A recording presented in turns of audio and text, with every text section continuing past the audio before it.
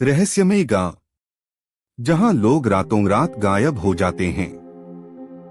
क्या आप यकीन करेंगे कि भारत में एक ऐसा गांव है जहां लोग अचानक गायब हो जाते हैं?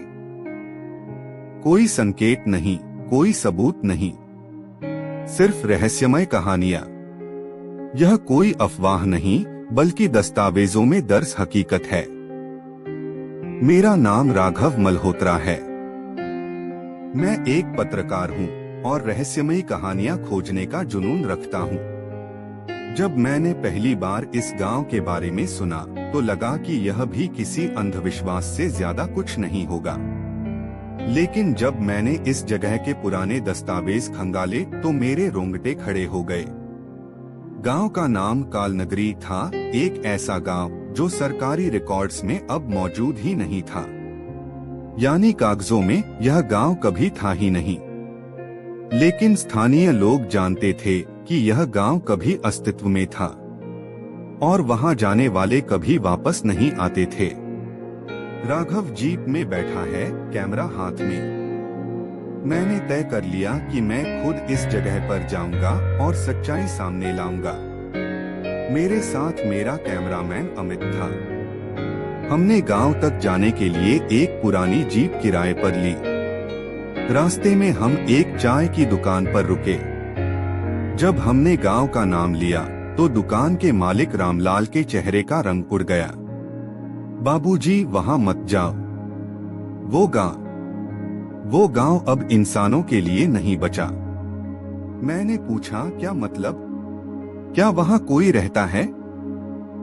रामलाल ने धीरे से कहा, जो जाता है लौटकर नहीं आता। हम दोनों एक दूसरे को देखने लगे, लेकिन हम पीछे हटने वालों में से नहीं थे। गांव में प्रवेश, रात का समय। गांव में घुसते ही अजीब सा सन्नाटा था। चारों तरफ सिर्फ खंडे हैं, टूटी हुई झोपड़ियां, जले हुए पेड़ और जमीन पर बिखरी पुरानी चीजें। ऐसा लग रहा था कि लोग यहाँ से भागे थे और बहुत जल्दबाजी में। कैमरा ऑन था, अमित रिकॉर्डिंग कर रहा था। तभी एक अजीब आवाज आई, जैसे कोई फुसफुसा रहा हो। राघव, अमित। हम दोनों ने एक दूसरे को देखा। क्या किसी ने हमारा नाम लिया?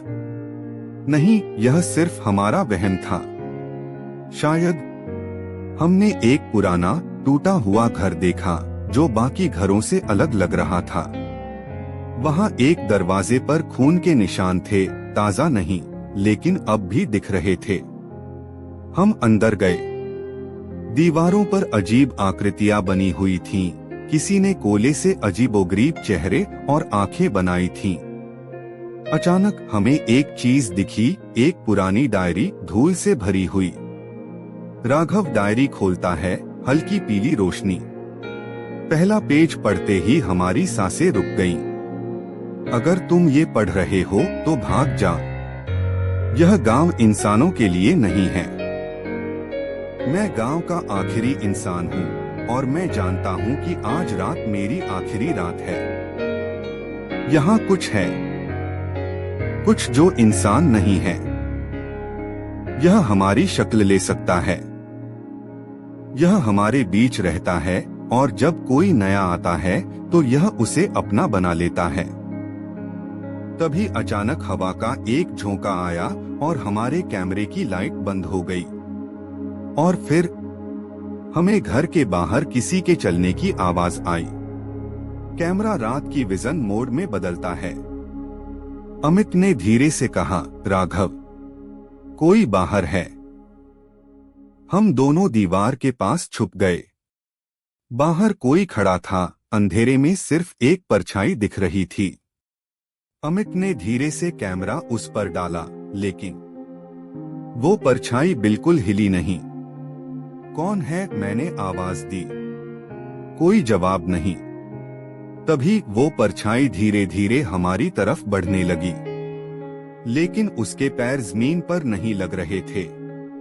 अमित चिल्लाया, भागो। हम दौड़ते हुए बाहर निकले, लेकिन जैसे ही हम गांव की सीमा से बाहर जाने लगे, हमें महसूस हुआ कि हम वहीं के वहीं खड़े थे। गांव की हर गली हमें वापस उसी जगह ला रही थी।